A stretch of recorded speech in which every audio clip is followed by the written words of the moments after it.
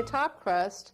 Again, I'm going to fold it in half and spread my fingers to carry it over. I'm going to place it halfway across, unfold the pie, the top crust.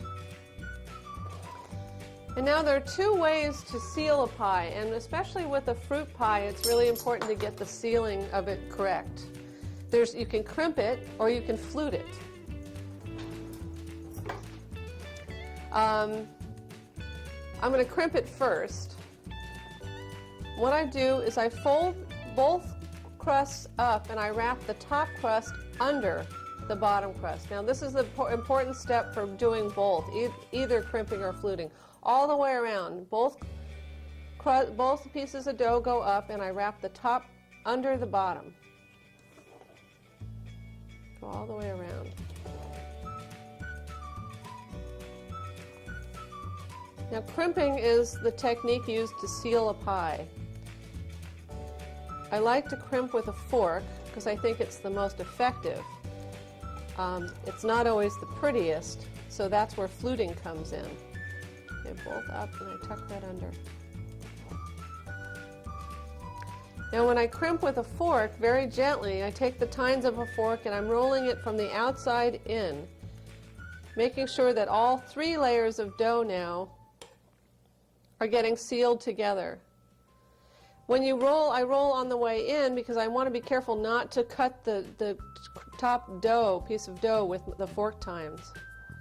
If you wanted to make it pretty, you could simply start fluting at this point.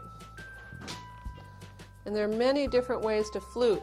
When you're fluting, I'm wrapping my 2 pointer fingers around my thumb and I'm giving it a squeeze so that all three of the pieces of dough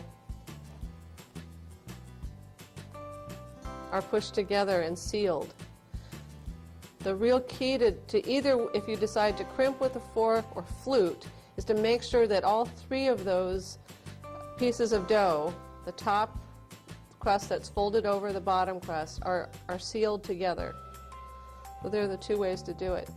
And then when I'm all done, I give it a little pat inward so that none of the dough is hanging over the edge. It makes it for a neater pie. And last but not least are a couple of steam vents. You want to add a couple of steam vents in a pie so that when the berries bake, the filling bakes, it has a place to go, the steam has a way to escape, as opposed to finding the weakest spot in your crust and coming out that way. Now for my butter crust, I always make sure to refrigerate it at this point for about 15 minutes so the dough will chill up one more time as I preheat the oven. If I don't chill it before it goes in the oven, I find that there's a puddle of butter on the bottom of my oven. So make sure to chill it well so that it's firm by the time it goes in the oven.